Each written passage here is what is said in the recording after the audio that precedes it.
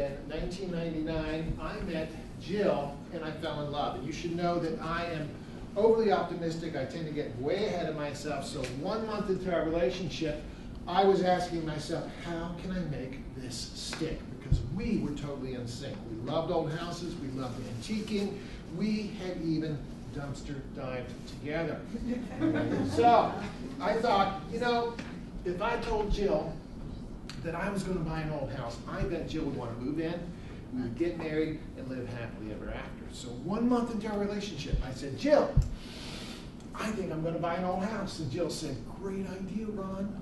I will help you look. And to my ears, it sounded like, great idea, Ron, let's get married.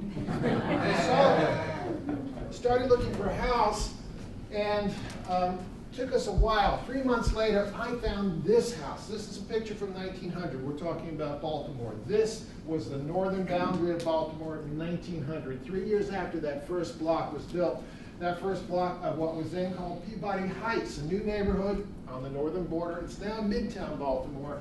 All there was out there at that time were country estates and cow pastures. Now here's the original ad for that house. Here's the house I found. It was in Midtown Baltimore, great neighborhood, stable.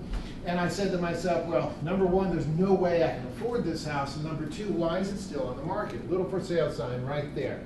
Well, I couldn't get in, and you should know that you couldn't tell from the outside how bad the inside was. So from the outside, it looked pretty good to me. I brought Jill down. She said, wow, this is a great looking house. And I said to myself, my plan is working. This is great.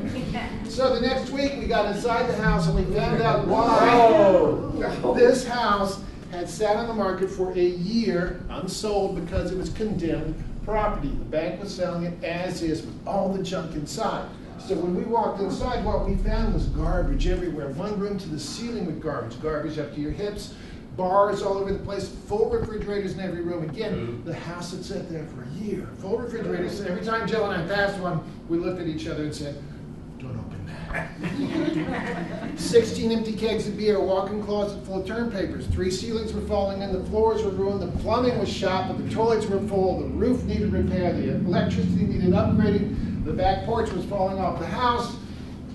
And again, because the house had said abandoned for a year, all the mantles had been stripped out, all the lights had been stripped out, on it went. Well, we loved old houses, but we knew nothing about fixing up old houses. So Jill's walking ahead of me, I'm walking behind her, I'm thinking, what a tragedy, too bad, time to go. But Jill turned around and said, Ron, it's not that bad. See where she is. And I'm behind her. Look at this pained expression on my face. And we turn the corner and we come to the butler's pantry, and Jill says, it's a butler's pantry. How many houses still have a butler's pantry anymore? And I said, yeah, but Jill, look overhead.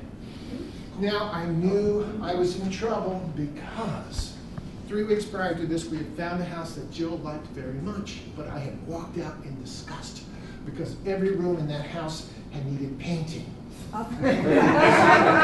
So Jill takes me back to my apartment, pours me some tea. She says, Ron, this is a great house. It hits every bullet point on our wish list. You'll never find another house like this. And I said, well, damn straight, it's condemned property. I don't want another house like this. But then she reached over, she put her hand on mine. She said, Ron, I will help you fix it up. And to my ears, it sounded like, Ron, let's get married. So I bought the house.